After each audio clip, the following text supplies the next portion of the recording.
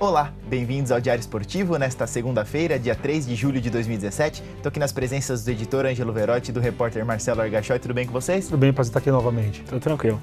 Maravilha, então vamos aos destaques do programa de hoje. Corinthians vence Botafogo e abre ainda mais vantagem na liderança do Brasileirão. Palmeiras bate Grêmio e encosta nos primeiros colocados da tabela.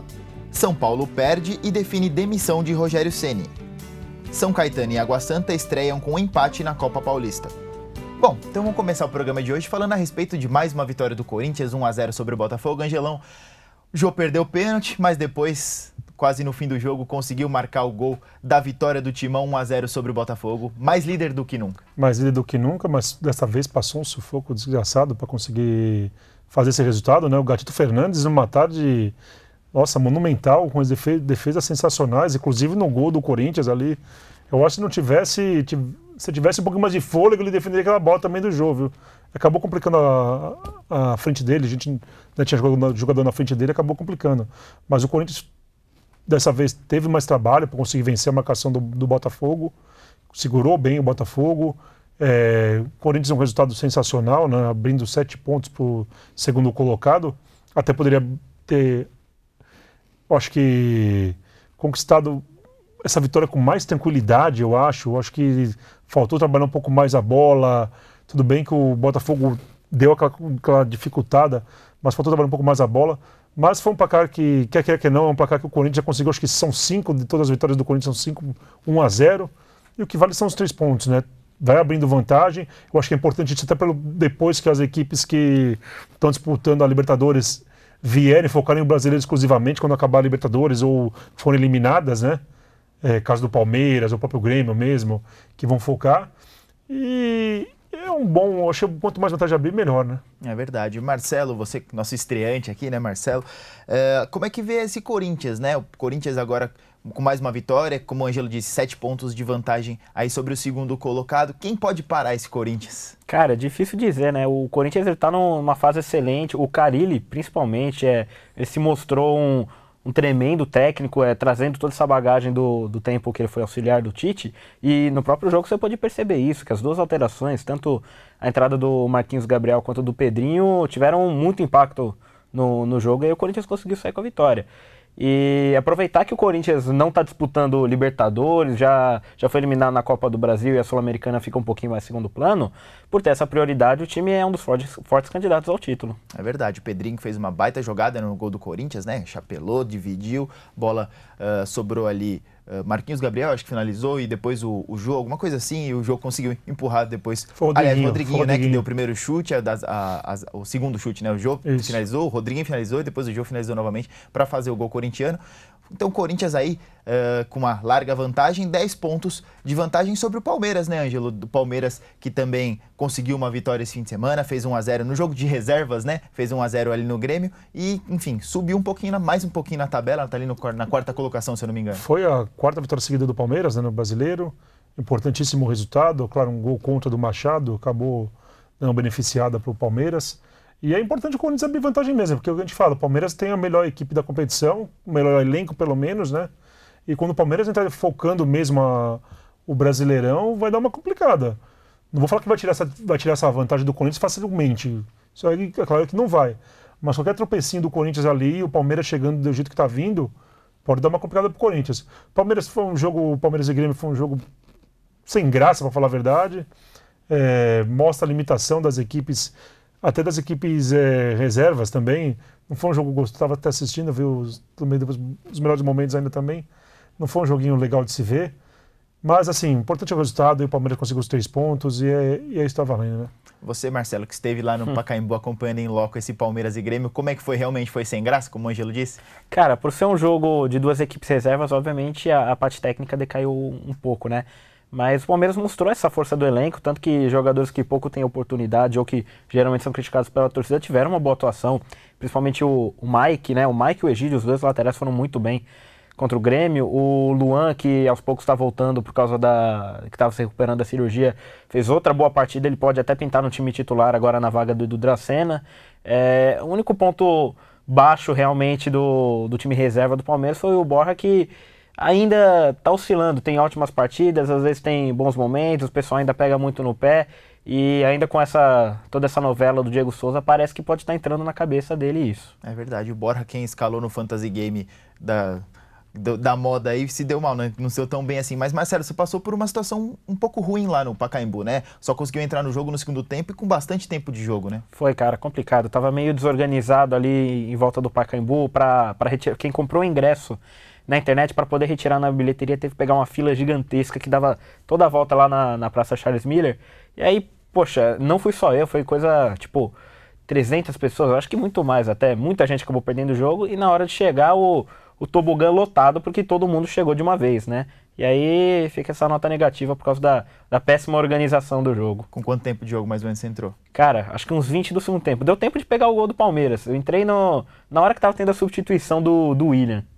Foi pouca coisa que deu pra ver do jogo, infelizmente. É uma situação ruim, né? O ingresso já não é barato, obviamente que é mais barato que no Allianz, mas é uma situação ruim, né? Você que tinha ido também na semana passada no jogo da Copa do Brasil, dá pra traçar um paralelo. Você também perdeu os 2 gols do Cruzeiro, né? Os 2 primeiros gols do Cruzeiro no 3-3, você também acabou perdendo por causa justamente dessa questão de fila e desorganização, né? Sim, mas é porque os gols saíram bem rápido, né? Porque mesmo tendo alguma fila ali no Allianz Parque, foi rápido. A gente, na verdade, perdeu só 10 minutos na fila.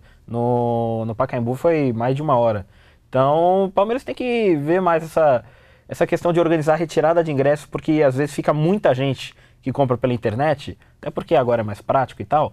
E aí, na hora de retirar, acaba dando essa confusão. Disponibilizar mais de um posto de troca, por exemplo, é uma alternativa que eles poderiam buscar. É verdade, fica então alerta pro pessoal aí da logística palmeirense para ver se dá um jeito nessa questão de fila e tudo mais. Agora falando a respeito do São Paulo, né? São Paulo que pela primeira vez em muito tempo, para ser bem sincero, eu nem lembro a última vez que São Paulo visitou a zona de rebaixamento nesses últimos anos, ou pelo menos nesses tempos de pontos corridos. São Paulo foi ao Rio de Janeiro, perdeu do Flamengo por 2-0, jogo que culminou nesta segunda-feira na demissão do técnico Rogério Ceni, Angelão.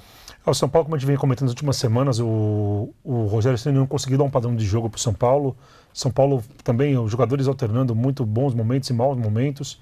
Então nada conciliou para o São Paulo fazer uma boa campanha, né? A demissão do Rogério Ceni não surpreende, até pelo histórico do futebol brasileiro. Eu acho até que do jeito que o futebol brasileiro deveria ter sido demitido antes, já com as eliminações já no Paulista, na própria Copa do Brasil e também na Sul-Americana, né? Deve ter sido demitido. Qualquer outro treinador já teria sido demitido em outro clube, mas o Rogério Ceni, como é o mito do São Paulo, a diretoria dando esse apoio tudo para ele. Mas com a saída do auxiliar dele já na sexta-feira, que pediu demissão daquele auxiliar inglês, já deu para mostrar que o castelo ali estava meio que caindo, né? E essa demissão, esse resultado diante do Flamengo, só mostrou isso, que não tinha mais condição do Rogério Ceni tocar. Eu acho que faltou. Eu acho que o Leco fez campanha colocando o Rogério Ceni, né? Vou trazer o ídolo para poder ganhar a eleição. Só esqueceu de ver a bagagem do Rogério Ceni. Eu digo bagagem como treinador, como jogador não tem como falar. Os melhores goleiros do Brasil que eu vi jogar também, não há o que questionar.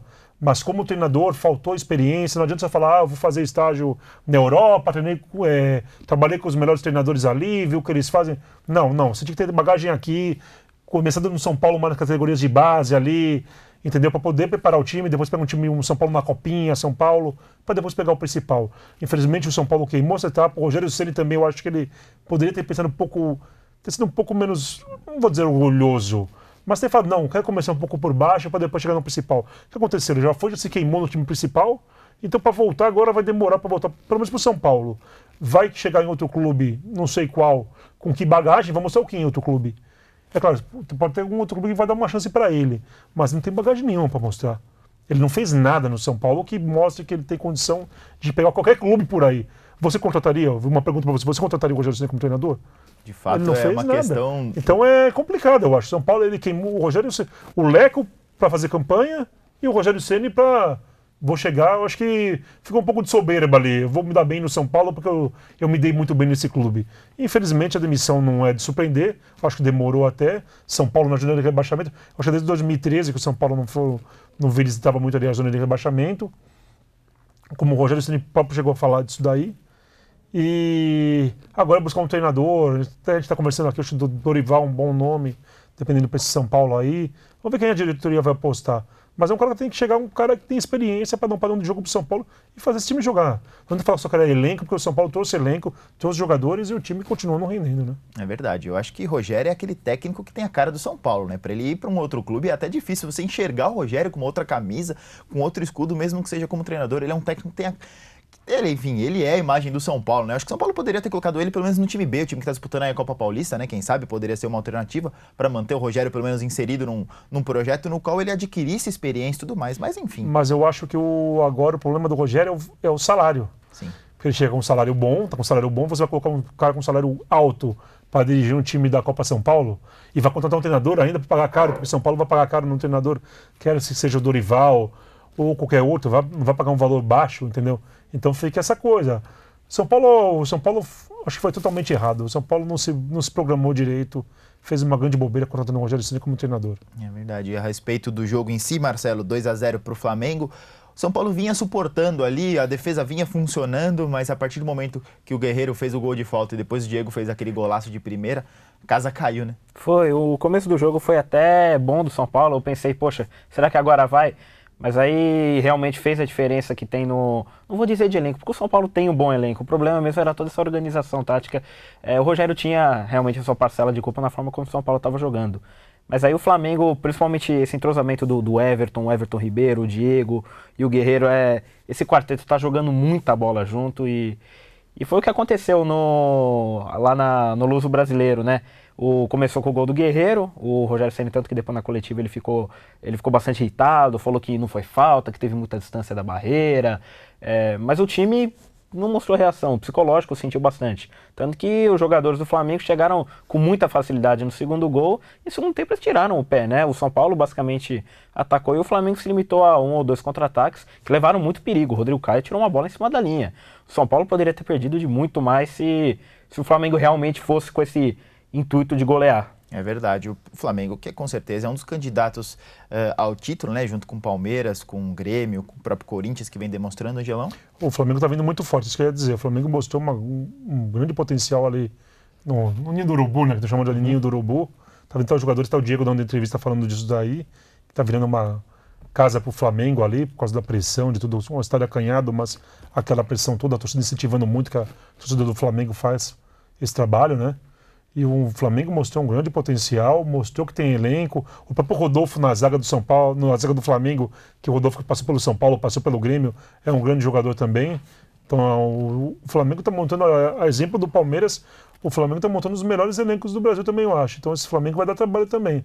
Por isso, acho que para quem torce pro Corinthians, é bom ver o Corinthians abrir espaço, porque esses times vão chegar forte. Palmeiras, Grêmio, Flamengo, esses times vão vir com força, viu? É verdade. E o São Paulo talvez nem se esperasse que vencesse o Flamengo, mas o Santos lá em Goiânia, né, Angelão, ficou no 1-1 com o Atlético Goianiense, um jogo bem ruim também, bem fraco tecnicamente.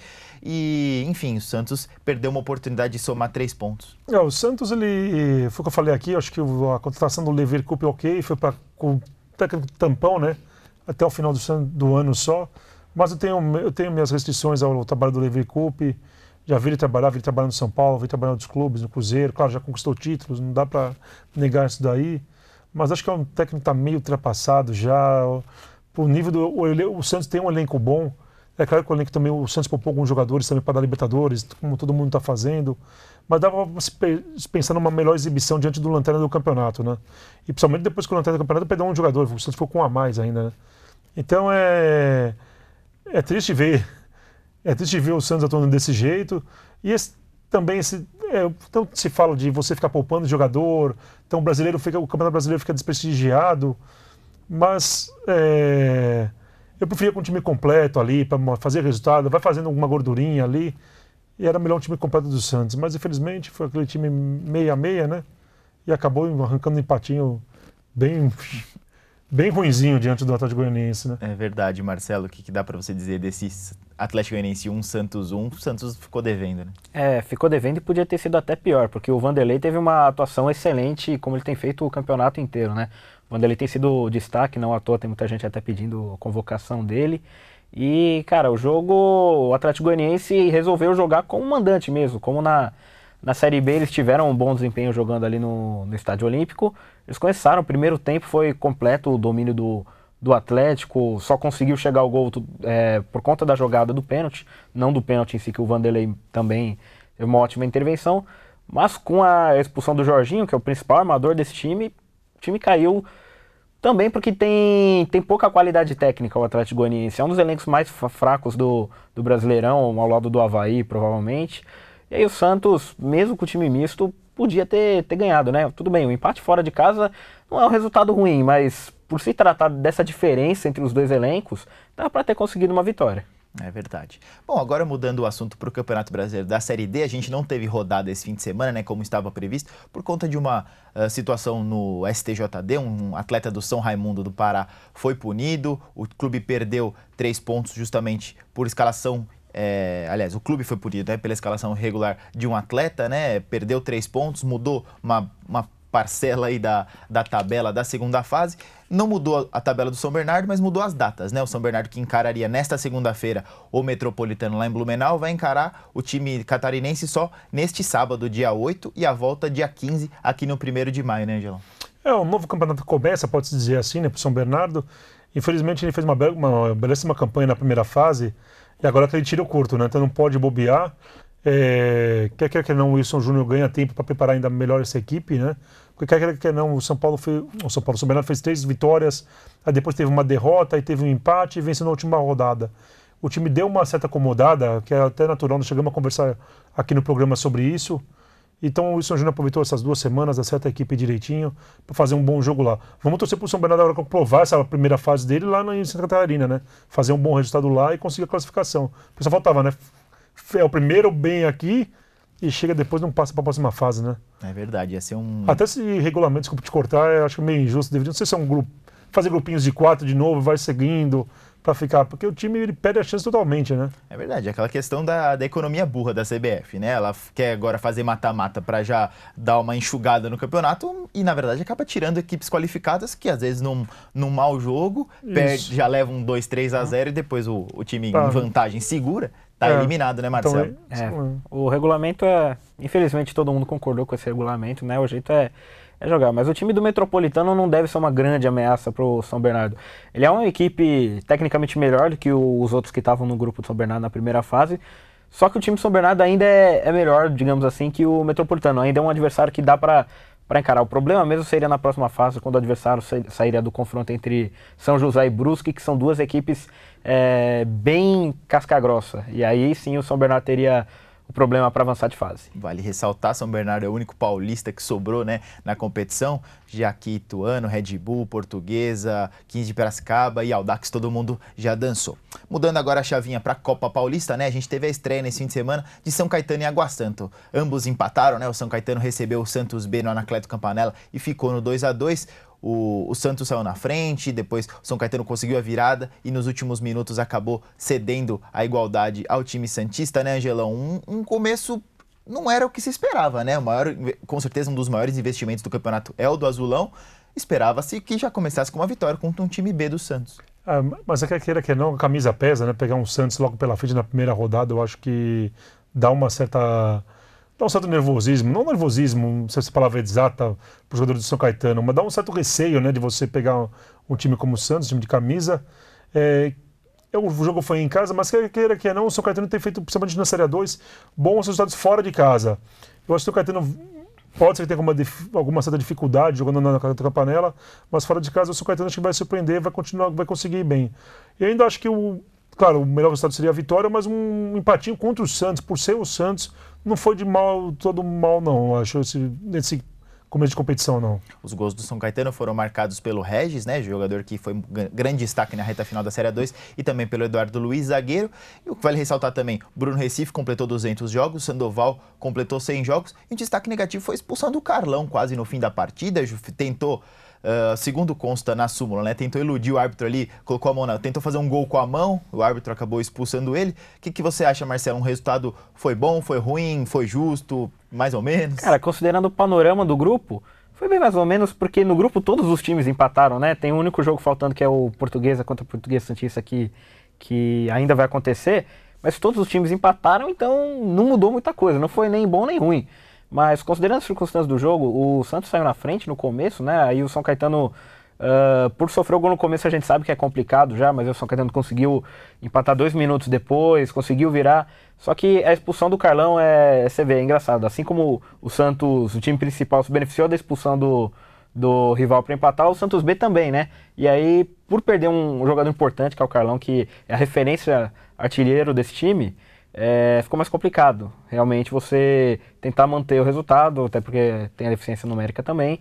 E aí o Santos conseguiu aproveitar a vantagem para empatar.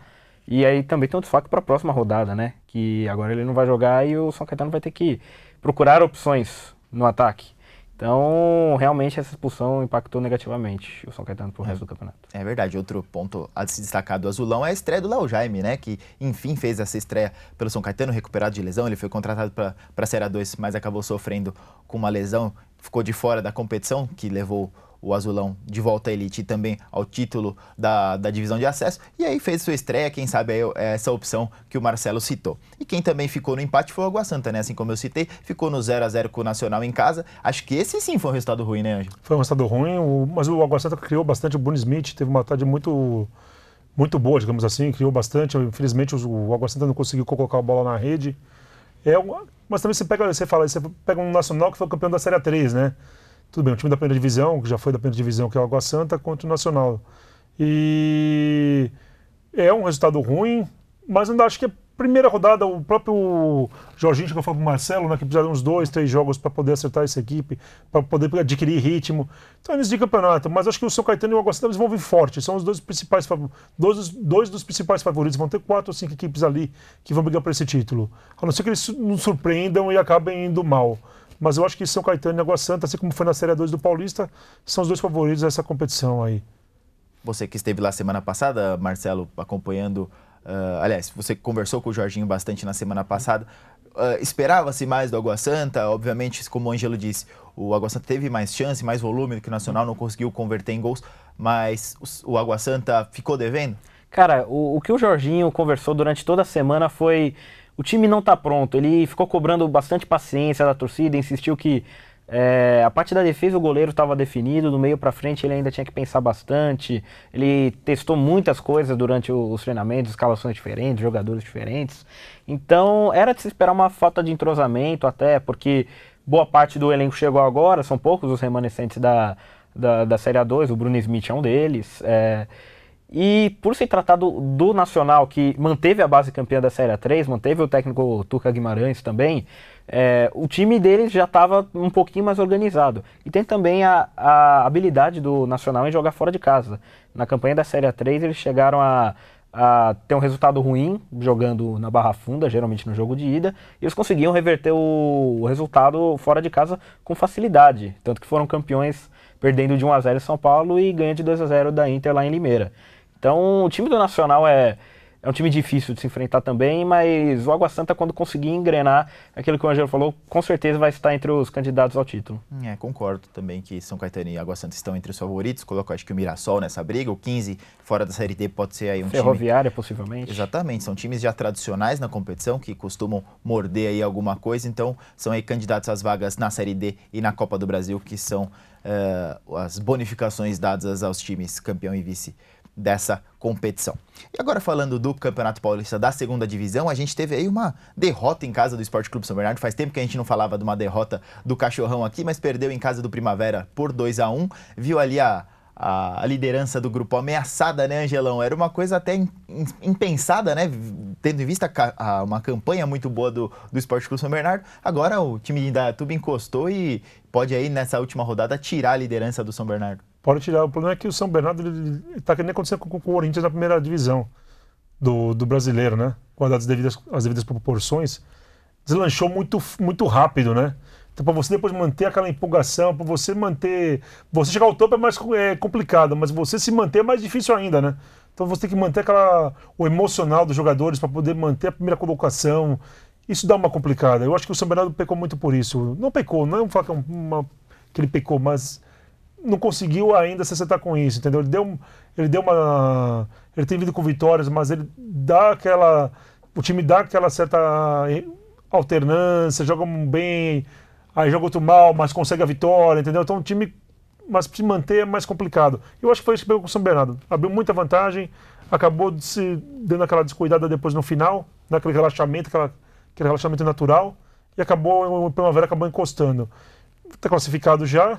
Vamos ver como fica na segunda fase, né? Tem que conseguir manter um nível mais alto, né? É verdade. Se eu não me engano, o Sport Clube Bernardo encerra essa primeira fase contra o Itararé no fim de semana. Itararé que deu uma sapecada no Clube Atlético Diadema, né? 7-0. O CAD já não queria mais nada na competição, mas, pô, 7-0 é sacanagem. O CAD, infelizmente, ele acabou largando, foi os problemas administrativos, o próprio problema com o relacionamento com o Água Santa, né? Que o pessoal acabou não cedendo jogos, num jogo não cedeu estádio. O Água Santa acabou complicando a vida do parceiro da cidade, né? Quer não. E isso aí eu acho que vai dando um certo desânimo na equipe, na própria comissão técnica, na diretoria, e o time acabou largando. Já foi pelo menos umas 6, 7 rodadas que a gente está falando que o Diadema só vem perdendo, e passou esse vexame nessa última rodada. Triste ver isso, né? Para um clube da região que aparentemente começou bem a competição, né? É verdade. Já o Mauaense venceu aí por 3-1 o Jabaquara, jogou aqui em Mauá no sábado. Acabou, né, para o Mauaense a primeira fase, tá ali na segunda posição, pode perder a vice-liderança ainda porque, se não me engano, acho que é o próprio Jabaquara que joga... São José, exatamente. O São José ainda tem mais um jogo, o Mauaense não, porque já fez os 12 jogos, né? Então o São José pode ultrapassar o Mauaense na última rodada. Então, definições, tá funilando esse Campeonato Paulista da segunda divisão. Tá funilando, mas o Mauaense, assim como o Sport Clube São Bernardo, veio muito bem na competição, na fase classificatória inteirinha. Chegou a perder a terceira posição, acho que em uma rodada, mas depois voltou para a segunda posição. Atrás do Mantiqueira, né? Que o Mantiqueira estava igual ao São Bernardo, né? Se mantendo na ponta o tempo todo, praticamente. E o Mauaense vem forte também. Acho que agora tem que vir na segunda fase agora, que eles vão ter que mostrar mesmo se a campanha na primeira fase não foi uma certa... Não foi o caso, né? Não foi um pouco de sorte, né? Vai ter que mostrar agora na segunda fase que o time tem mesmo esse potencial. Mas eu acredito que tem, os dois times. O que tem que evitar é o relaxamento, né? Tem que sair dessa zona de conforto que os dois entraram, né? É verdade. Esse é o problema. Na sua opinião, a competição começa agora, Marcelo? Basicamente, você tem equipes com nível técnico menor agora nessa primeira fase, tem muitas goleadas, esse 7-0, por exemplo. Na próxima rodada, provavelmente a gente vai ver muitas goleadas também. Eu lembro de alguns anos atrás, o Mauaense fez 14-2 no Oswaldo Cruz, se não me engano. Porque algumas equipes vão largando realmente conforme a competição passa.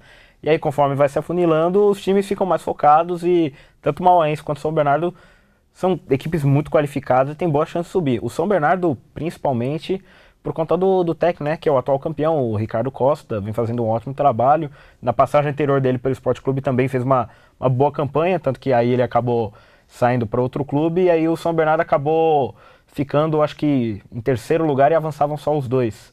Então, se ele se manter no comando do time dessa vez, o São Bernardo tem boa chance de subir ou até brigar pelo título mesmo.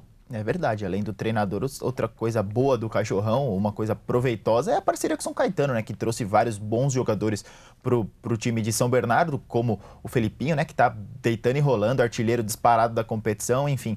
Acho que esse Cachorrão realmente, se deixar, vai longe nessa segundona. Bom, e agora falando a respeito, saindo dos campos, indo para as pistas, a gente teve a Corrida do Milhão nesse fim de semana, a Corrida do Milhão da Stock Car, lá em Curitiba, com vitória do Daniel Serra, né, que chegou a 142 pontos na liderança do campeonato da Stock Car. Uma corrida interessante ali, com muitas pane secas no final na penúltima volta e última ali, pelo menos 10 pilotos acabaram saindo da prova justamente por pane seca, né, muita gente fazendo estratégia, tentando chegar no talo, Angelão, e não deu certo para muita gente, para o Serrinha deu certo. O Serrinha deu certo, acabou com a hegemonia do Thiago Camilo nessa prova, na prova do milhão. Ele tinha ido muito bem no treino já, né? Tinha largado na frente já. E fez uma competição uma prova praticamente de ponta a ponta na liderança, né? É triste ver o Thiago Camilo que pegou um jeito de correr essa prova, né? É como se fosse as 500 milhas de Indianópolis. Ele vai muito bem nessa prova específica, o Thiago Camilo. Infelizmente acabou indo mal dessa vez. Acabou indo mal não acabou não dando certo dessa vez. Tava indo bem, foi um dos que sofreu com a pane seca, né? Mas também eu não entendo essa estratégia das equipes, né? Pô, todo mundo sofrendo com pane seca na última volta, pô, vamos fazer aqueles cálculos direito, né? Não pode faltar combustível na última volta, né? É broxante, o cara faz uma prova inteirinha muito bem, na última volta ele fica com pane seca. Apesar que aconteceu com o Rubinho Barrichello na Fórmula 1 também, aconteceu. Sim. Mas é uma coisa que você pensa assim, pô, é o básico, né? Como o carro não vai ter combustível para completar a prova. Mas uma grande vitória do Daniel Serra, principalmente também pelo valor, pela liderança do campeonato. É um domingo completo para ele, né? Ele que vinha embalado pela vitória em Le Mans, né? Ganhou, foi um dos vencedores na 24 horas de Le Mans. Marcelo, o Stock Car, querendo ou não, é a principal categoria do automobilismo nacional, tem que ser bem mais valorizado, divulgado e tem esses lances, essas brigas, essas questões de pane seca, é tudo muito matemático, né? Concordo que devia ser mais explorada esse Stock Car por ser essa principal competição de automobilismo no Brasil. E de algumas formas a corrida do milhão serve para isso. É uma corrida que, eu lembro na época que lançou, que era em Interlagos, o pessoal que não assistia Stock Car ficava sabendo, a corrida do milhão, o vencedor vai ganhar 1 milhão e tal. E eles se interessavam para ver. Então é legal eles continuarem com corridas, não vou dizer assim temáticas, mas ter esse investimento especial, ter gente como o Rubinho, por exemplo, que chama atenção por ser o Rubens Barrichello. O pessoal vai querer assistir também. Tem o Cacá Bueno também, que ganhou várias vezes. Então, eu acho muito interessante continuar com a corrida do milhão. E tudo que vocês falaram também sobre o desempenho do Serra, né? Foi bem nas 24 horas de Le Mans, ganhou de novo, abriu vantagem no campeonato. Tá tudo encaminhado para ele conquistar o título, né? É verdade. Bom, e antes de encerrar o Diário Esportivo dessa segunda-feira, eu queria prestar uma homenagem aqui para o nosso colega, né, Orlando Filho, que infelizmente nos deixou semana passada, acabou tendo aí uma situação chata, né, de saúde, acabou falecendo na segunda-feira passada. Vocês acompanham aí algumas fotos de coberturas esportivas que o Orlando fez nos 20 anos de Diário do Grande ABC. Um colega de muitas coberturas, de muitas aventuras, por que não? E um cara muito competente, muito importante para o Diário, né, Ângelo? Muito importante para o Diário. O Orlando, ele entrou, eu fiz a integração no Diário há 20 anos juntamente com o Orlando até. Isso é engraçado. Muitos treinos, competições fomos fazer. É um grande profissional que infelizmente não deixou com 54 anos, né? Mas quis o homem lá em cima que fosse assim. Infelizmente não é o que a gente possa fazer. Só rezar por ele, para que ele fique bem.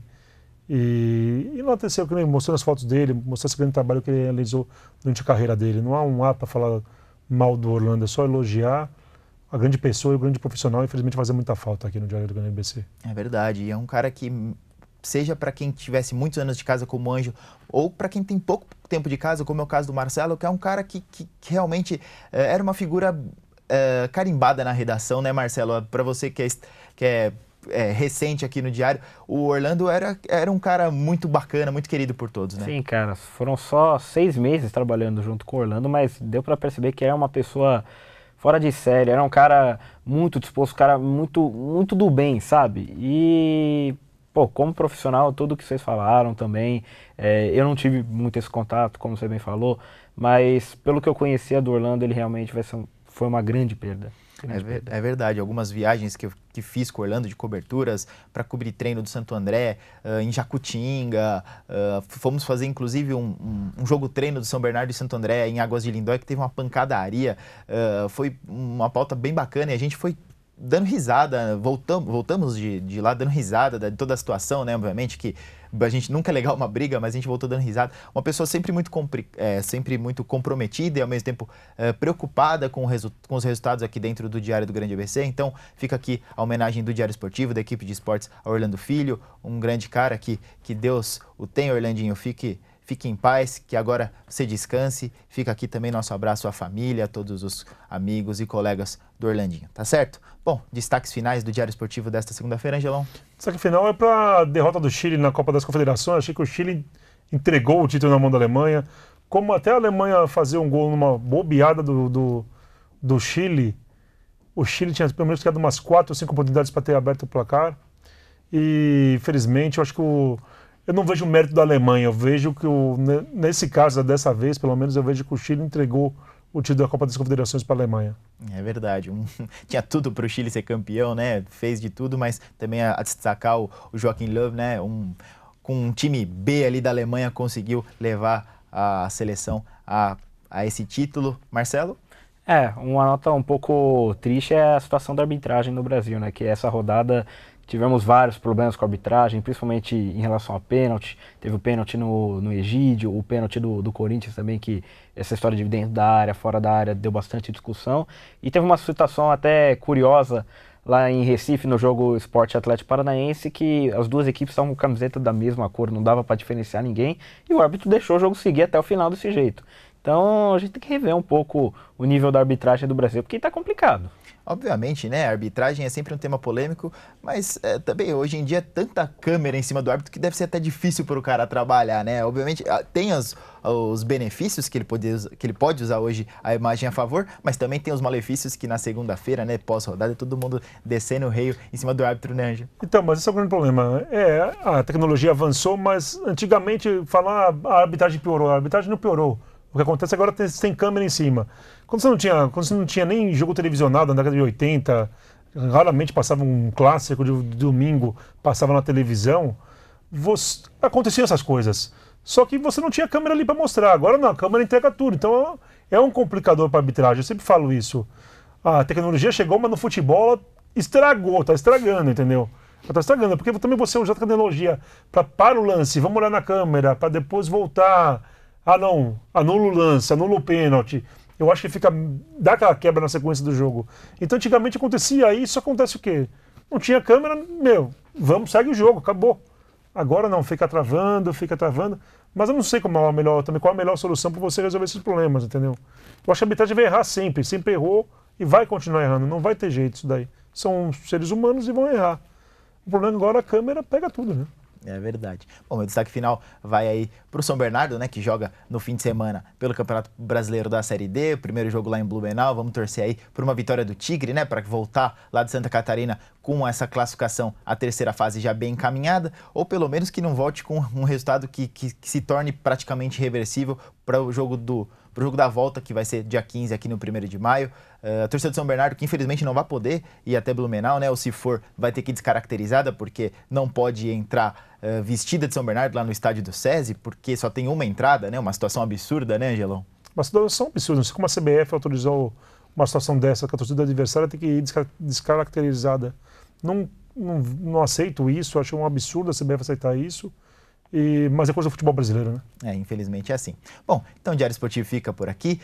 Siga acompanhando a gente pelas redes sociais, também pela nossa edição impressa e também na edição online. Enfim, acompanhe no Diário, interaja conosco, né? No nosso e-mail, diarioesportivo@dgbc.com.br, também no Instagram, @esportesdgbc. E é isso. Semana que vem a gente está de volta com tudo sobre o esporte regional, também nacional e, enfim, muito mais notícias, informações, debate. E é isso aí. Até semana que vem, um abraço, até mais. Tchau, tchau.